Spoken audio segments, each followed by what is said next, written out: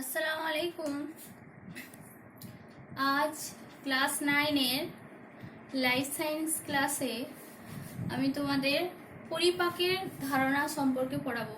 আগের ক্লাসে আমরা পরিপাকে উৎসেচকের ভূমিকা সম্পর্কে পড়েছি, তো আমি ওটা স্কিপ করে গেছিলাম। তো আগের পার্টটা পড়াবো, পরিপাকের ধারণা। পরিপাকের ধারণা পড়ানোর সময় আমরা প্রথমে পরিপাক সম্পর্কে আমাদের জানতে হবে। পরিপাক কাকে বলে? পরিপাকের সংজ্ঞা কি বলবো আমরা? পরিপাকের সংজ্ঞা কি?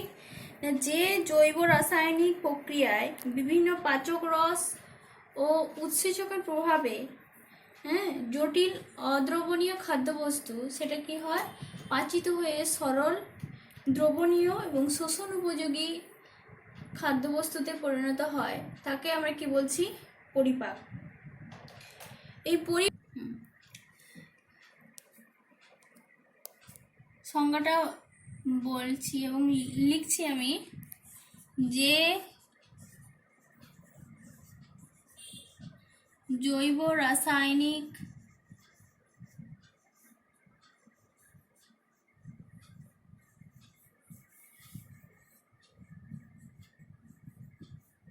প্রক্রিয়ায় কি হচ্ছে, বিভিন্ন পাচক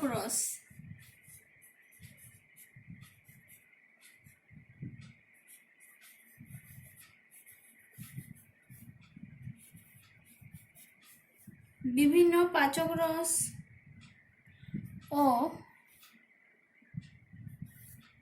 উৎসেচকের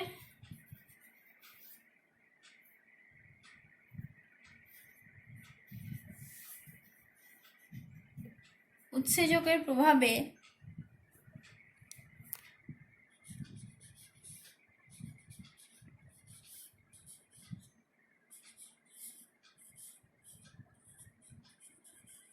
জটিল অদ্রবণীয় খাদ্যবস্তু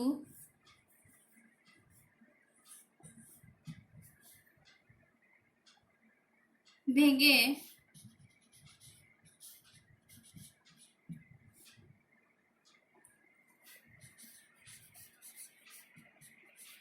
সরল,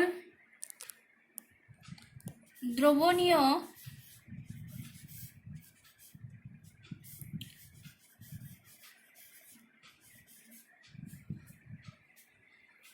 শোষণ উপযোগী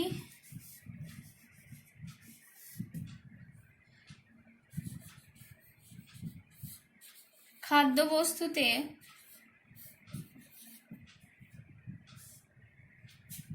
বা উপাদানে পরিণত হয়,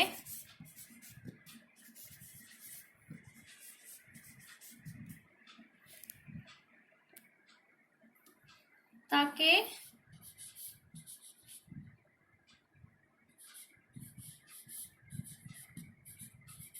পরিপাক বলে।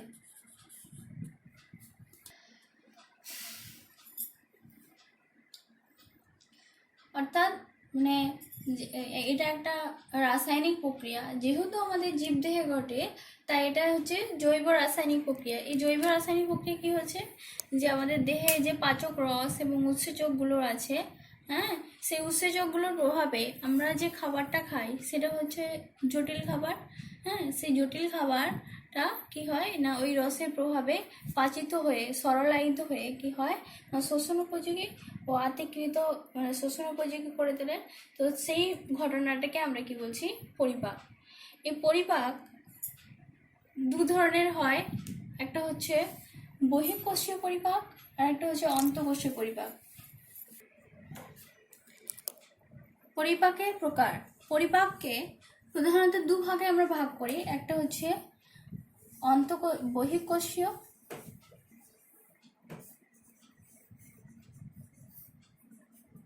পরিপাক, আর একটা হচ্ছে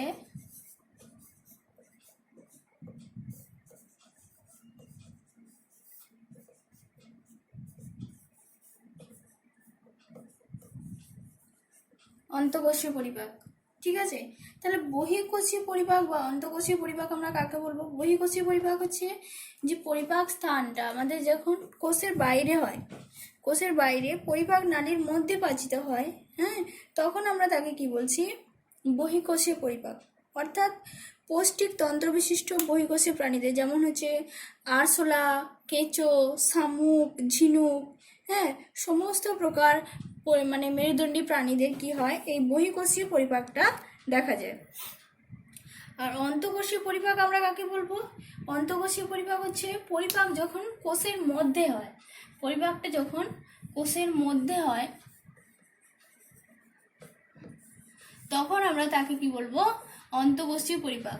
এই অন্তঃকোষীয় পরিপাক কি বেশিরভাগ মানে অনুন্নত শ্রেণীর প্রাণীদের মধ্যে দেখা যায়, যেমন হচ্ছে প্রোটোজোয়া,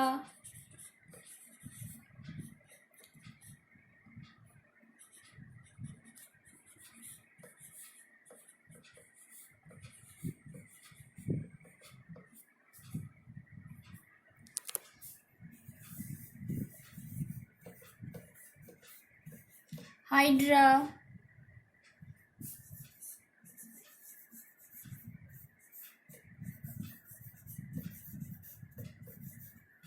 একাইনোডার্মাটা ইত্যাদি। তো এই ধরনের যে প্রাণীরা, এরা কি করে না অন্তঃকোষীয় পরিপাক এদের মধ্যে সম্পন্ন হয়। এই একাইনোডার্মাটা দেহকোষে, হ্যাঁ, এন্ডোসাইটোসিস পদ্ধতিতে কি হয় না খাদ্য গ্রহণ করে এরা এন্ডোসাইটোসিস পদ্ধতিতে, এবং একাধিক খাদ্য গ্রহণ সৃষ্টি করে কি হয়? উৎসেচকের ক্রিয়ার মাধ্যমে কি করে না পাচিত করে, এবং পাচিত করে উৎপন্ন যে খাদ্যটা, উৎপন্ন যে অপাচ্য খাদ্যবস্তু, হ্যাঁ, প্রয়োজনীয় নয় যেটা, সেটা কি হয় না এক্সোসাইটোসিস পদ্ধতিতে বাইরে বের করে দেয়। এটা হচ্ছে অন্তঃকোষীয় বহিঃকোষীয় পরিপাক। এবার সকল উন্নত প্রাণীদের পরিপাককে আবার, সকল মেরুদণ্ডী পরিপাককে আমরা আবার দুভাগে ভাগ করি। একটা হচ্ছে যান্ত্রিক পরিপাক,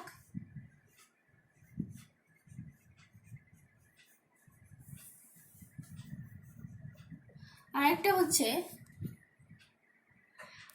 হচ্ছে উৎসেচকের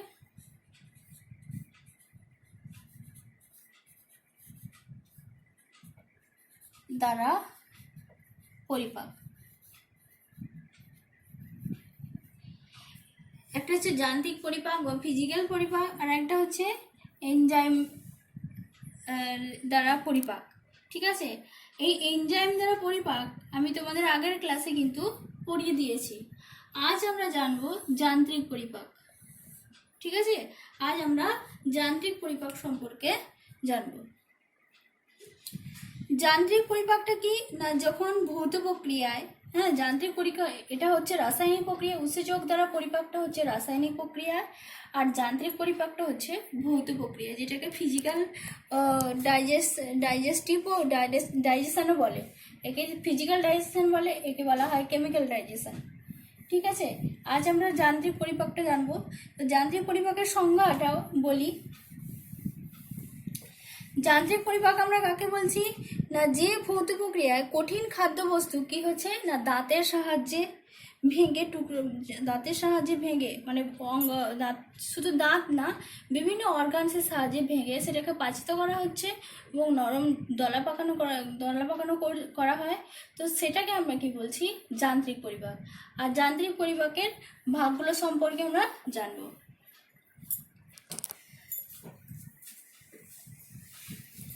প্রথমে যান্ত্রিক পরিপাককে দুভাগে আমরা ভাগ করেছি। একটা হচ্ছে চর্বণ,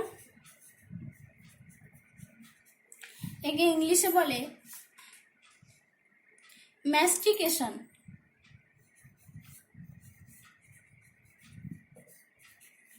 চর্বণ বা ম্যাস্টিকেশন। আর একটা হচ্ছে কি পেরিস্টলেসিস।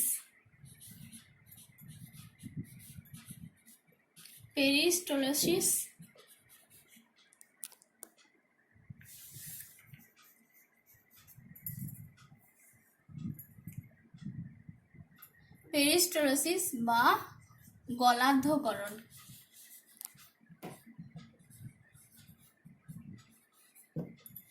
তার মানে আমরা এখানে বুঝতে পারছি এখানে কোনো রাসায়নিক বিক্রিয়া চলছে না, এখানে কি হচ্ছে সবই কিন্তু অ্যাপারেচার্সের দ্বারা, অর্থাৎ যন্ত্রপাতি, আমাদের দেহের যে পরিপাকের জন্য যে দায়ী যে যন্ত্রপাতিগুলোর দ্বারা কিন্তু এইগুলো সম্পন্ন হচ্ছে, ওই জন্য আমরা এটাকে কি বলছি, যান্ত্রিক পরিপাক। এই চর্বণটা কাকে বলে প্রথমে বলি। চর্বণ কাকে বলে, হচ্ছে যে ভৌত প্রক্রিয়ায় কঠিন খাদ্যবস্তু কি হচ্ছে না দাঁতের সাহায্যে ভেঙে টুকরো টুকরো করা হচ্ছে এবং সেটা লালায় মিশ্রিত করা হয়, তাকে আমরা কি বলছি, যা চর্বণ বা ম্যাস্টিকেশন। নেক্সট আছে কি পেরিস্টালিসিস। পেরিস্টালিসিসটা একটু বড় আছে, সেটা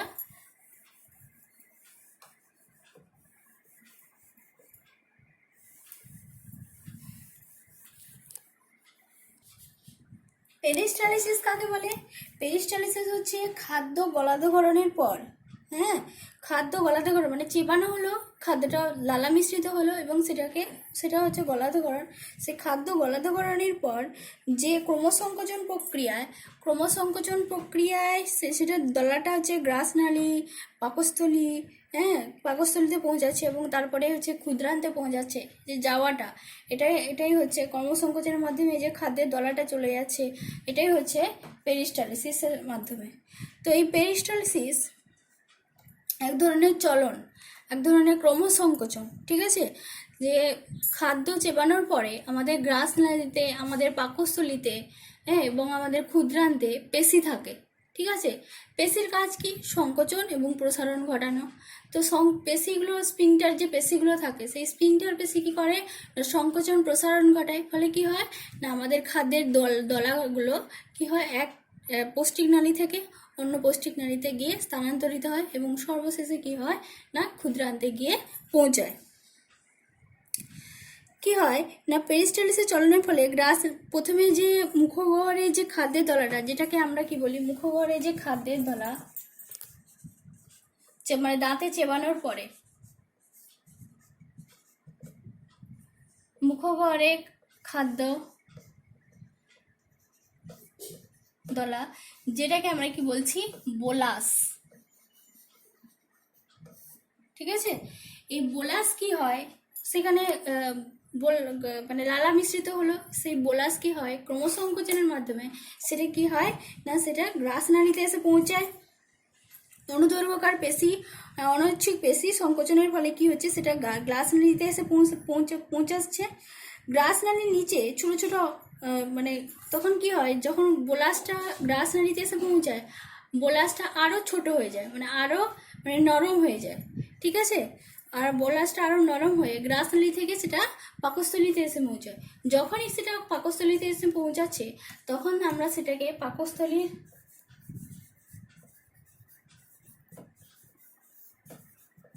খাদ্য দলাকে আমরা কি বলছি, পাকস্থলীতে এসে পৌঁছে। পাকস্থলীর যে খাদ্যের দলাকে বলা হচ্ছে কি না কাইম।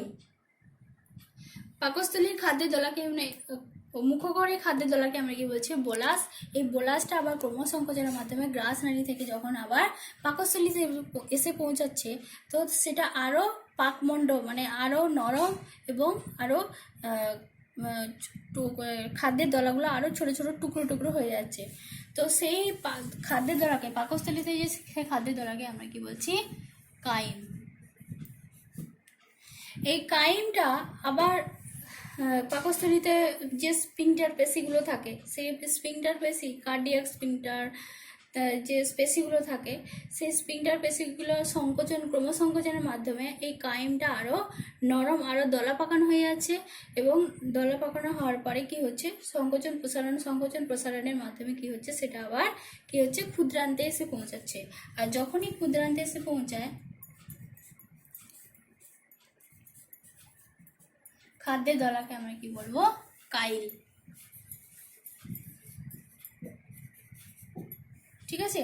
এইটাই হচ্ছে পেরিস্টালিসিস। এই পেরিস্টালসিস যে এরকম চলনটা একটা প্রতিবর্ত ক্রিয়ার মাধ্যমে সম্পন্ন হয়, একে কি বলা হয়? মায়োটনিক প্রতিবর্ত ক্রিয়াও বলে। নেক্সট আমরা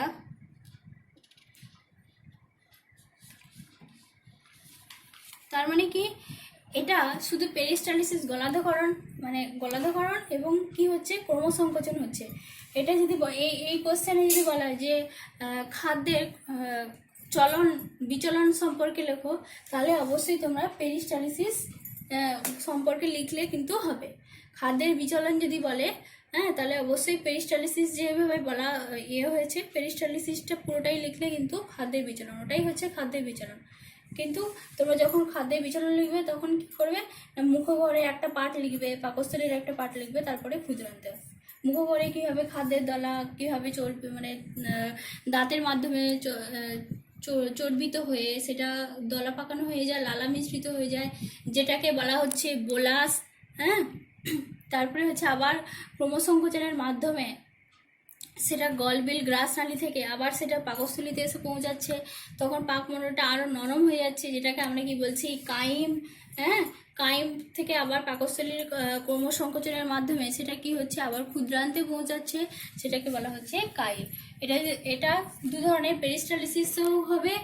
আর কি হবে, যদি বলে যে খাদ্যের বিচলন সম্পর্কে মানে খাদ্যের বিচলন, তখন তুমি লিখতে পারবে। বা পাকস্থলী শুধু যদি বলা হয় মুখগহ্বরে খাদ্যের বিচলন, তখন মুখগহ্বরেরটা লিখে শুধু, পাকস্থলী ক্ষুদ্রান্তে লেখার দরকার নেই। তারপরে যদি বলে যে পাকস্থলী খাদ্যের বিচলন লেখো, শুধু পাকস্থলীটা লিখবে, মুখগহ্বর থেকে পাকস্থলীটা লিখবে। আর যদি বলে যে ক্ষুদ্রান্তে খাদ্যের বিচলন, তাহলে পুরোটাই লিখে। ঠিক আছে, নেক্সট আমরা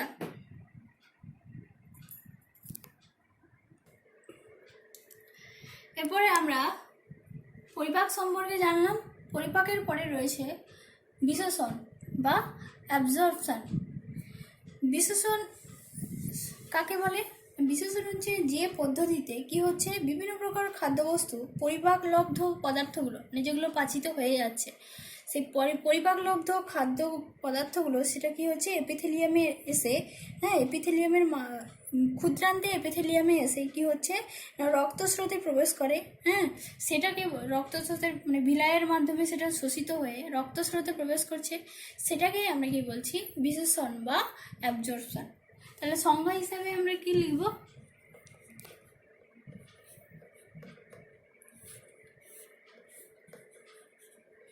যে প্রক্রিয়ায়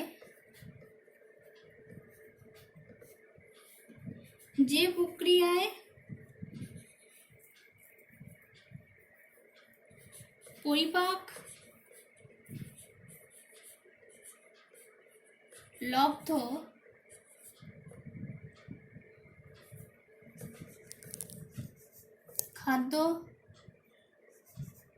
খাদ্যবস্তু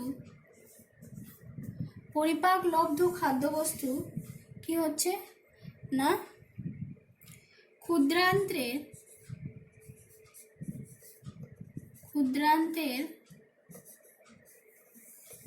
এপিথেলিয়ামে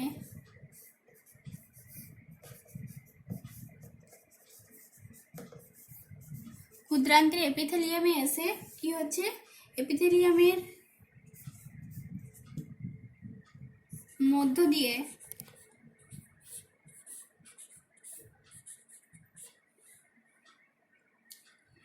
রক্তস্রোতে প্রবেশ করে।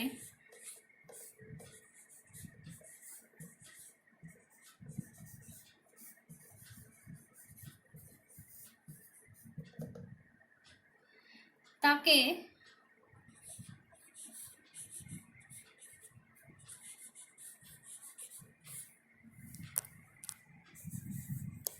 খাদ্যবস্তুর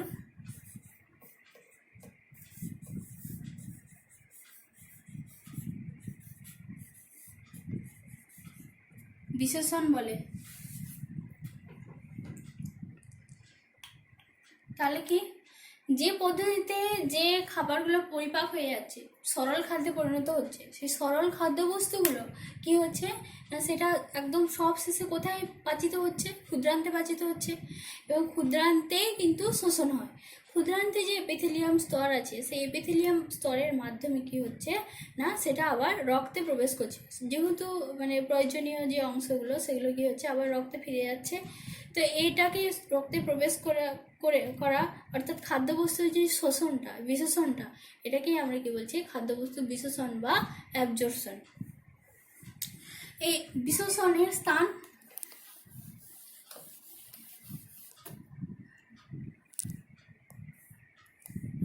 কিছু বলি না।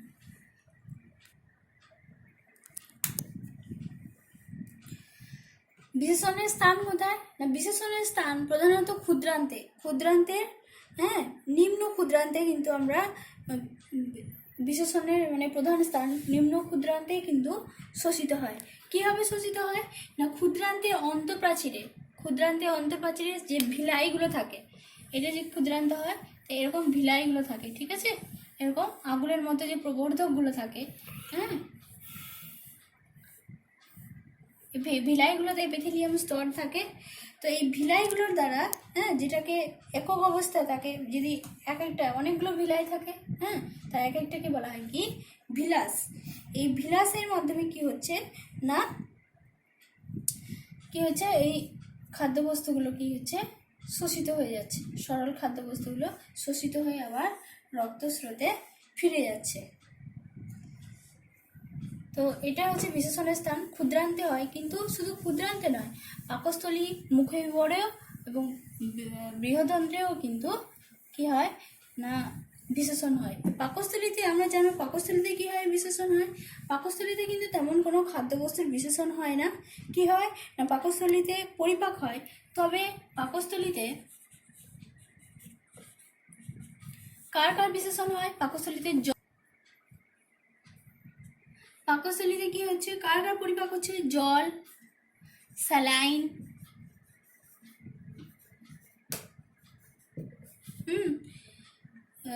কিছু ওষুধ, নির্দিষ্ট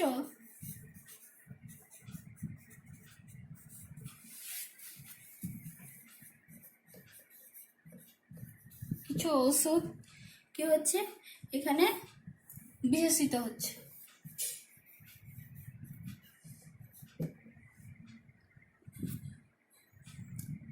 আর কি না এগুলো পাকস্থলীতে হয়। আর বৃহদন্ত্রে কি হয়, ক্ষুদ্রান্তে তো আমরা জানলাম যে ক্ষুদ্রান্তে সমস্ত প্রকারের খাদ্যবস্তুর শোষণ কিন্তু ক্ষুদ্রান্তে হয়। পাকস্থলীতে কি হয় না পাকস্থলীতে জল, স্যালাইন, কিছু নির্দিষ্ট ওষুধ, অ্যালকোহল এগুলো শোষণিত হয়। আর বৃহদন্ত্রে কি হয়, বৃহদন্ত্রে কিন্তু কোনো কিছু শোষিত হয় না, বৃহদন্ত্রে শুধুমাত্র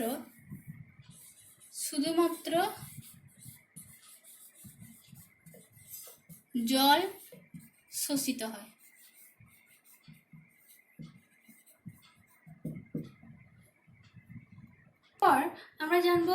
এরপর আমরা জানবো যে খাদ্যবস্তুর বিশেষণ কিভাবে সম্পন্ন হয়, মানে কি প্রক্রিয়ায় সেটা শোষিত হয়। হ্যাঁ সেই ভৌত প্রক্রিয়াগুলো আমরা কি ভৌত প্রক্রিয়ায়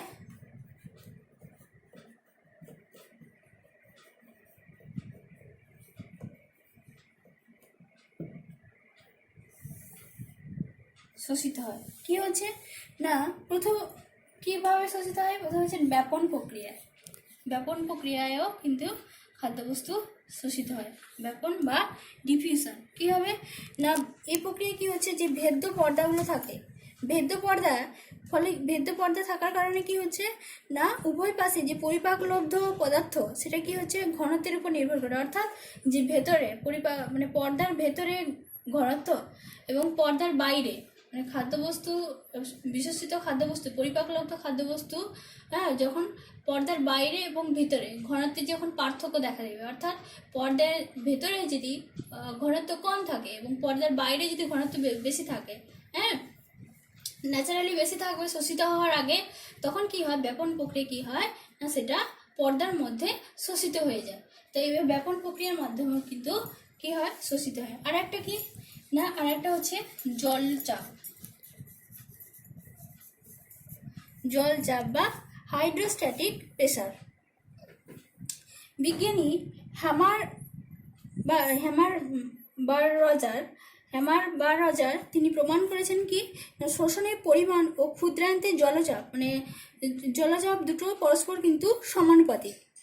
ক্ষুদ্রান্তের জলচাপ এবং শোষণের পরিমাণ দুটো পরস্পর সমানুপাতিক মানে কি শোষণের পরিমাণ যে জলচাপ যদি বাড়ে তাহলে শোষণের পরিমাণও বেশি হবে, আর জলচাপ যদি কম থাকে তাহলে শোষণের পরিমাণও কিন্তু কম হবে। এই জলচাপের মাধ্যমে কি হয় না এপিথেলিয়াম স্তরের মধ্যে দিয়ে ক্ষুদ্রান্তে যে এপিথেলিয়াম স্তর আছে সেই এপিথেলিয়াম স্তরের মধ্যে দিয়ে পরিপাকলব্ধ খাদ্যবস্তু এবং জল সেটা কি হয় না রক্তের মধ্যে পরিস্রাবণ ঘটায়, রক্তের মধ্যে সেটা কি হচ্ছে শোষিত হয়ে যাচ্ছে। নেক্সট আছে কি না সক্রিয় পরিবহন।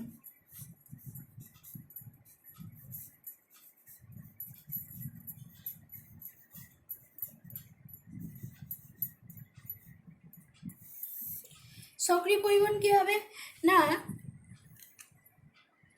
নিষ্ক্রিয় পরিবহন, এখন নিষ্ক্রিয় পরিবহনে কিন্তু সূচিত হয় আর সক্রিয় পরিবহন। সক্রিয় পরিবহনে কি হচ্ছে না নিষ্ক্রিয় পরিবহনে যে বিশেষ ভৌত চাপের কোনো মানে নিষ্ক্রিয় পরিবহনের সময় কি হচ্ছে না কোনো ভৌত চাপের বা কোনো শক্তির প্রয়োজন হচ্ছে না। সক্রিয় পরিবহনে কি হচ্ছে না সক্রিয় পরিবহনে কোনো নির্দিষ্ট খাদ্যবস্তু সে কী করছে ক্ষুদ্রান্তের গহ্বরে যদি বেশি থাকে তখন কি হয় না খাদ্যবস্তু পরিবহনের জন্য সেটা প্রয়োজনীয় শক্তির প্রয়োজন হচ্ছে, পরিবহনের জন্য বিশেষণের জন্য যে শক্তির প্রয়োজন হচ্ছে অর্থাৎ এটিপি অণুর প্রয়োজন হচ্ছে। ওই জন্য শক্তির প্রয়োজন হওয়ার কারণে কি হচ্ছে উচ্চ ঘনত্ব স্থান থেকে সে নিম্ন ঘনত্ব স্থানের দিকে যেতে পারছে। তো এইভাবেই কি হচ্ছে না উচ্চ ঘনত্ব স্থান থেকে নিম্ন ঘনত্ব স্থানের দিকে যে শোষণটা এটা সক্রিয় পরিবহনের মাধ্যমে অর্থাৎ সক্রিয় পরিবহনের মাধ্যমেও কিন্তু খাদ্যের বিশেষণ ঘটছে। আর একটা কি না অভিসরবণ চাপ, অভিস্রবণ চাপের মাধ্যমেও কিন্তু হয়। কি হচ্ছে অভিস্রবণ চাপ কেমন যদি অভিস্রবণে কি হয় না অভিস্রবণ আমরা কাকে বলবো অভিস্রবণ হচ্ছে যে ভৌত প্রক্রিয়ায় পদার্থের গতিশীল অণুগুলো যখন কি করে না অর্ধভেদ পর্দা দ্বারা পৃথক দুটো সমপ্রকৃতি, এখানে দুটো সমপ্রকৃতির দ্রবণ মানে দুটোই তরল কোষের ভেতরে এবং কোষের বাইরে, ঠিক আছে। তো দুটো সমপ্রকৃতির দ্রবণে অর্ধভেদ্য অবশ্যই কোষ পর্দাগুলো যেগুলো আমাদের শরীরের মধ্যে থাকে সেগুলো হচ্ছে কোষ পর্দা অর্ধভেদ্য পর্দা।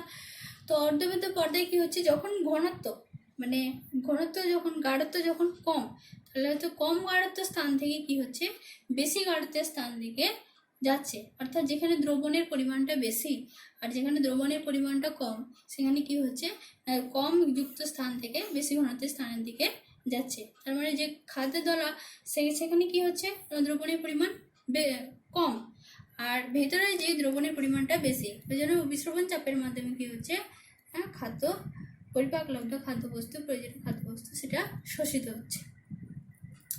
ঠিক আছে, আজ তোমাদের আমি খাদ্যের পরিপাকের ধারণা এবং বিশেষণ সম্পর্কে পড়ালাম। আর কারো যদি কোনো অসুবিধা হয় অবশ্যই জিজ্ঞাসা করবে। আর নেক্সট ক্লাসে আমরা পড়াবো খাদ্যের আত্তীকরণ এবং তারপরে রয়েছে বিপাক সম্পর্কে অর্থাৎ বিপাকীয় সমস্যা, বিপাক কী এবং বিপাক কী কী সমস্যা হয় সেই সম্পর্কে পড়াবো, দিলে এই পাঠটা শেষ হয়ে যাবে। ঠিক আছে।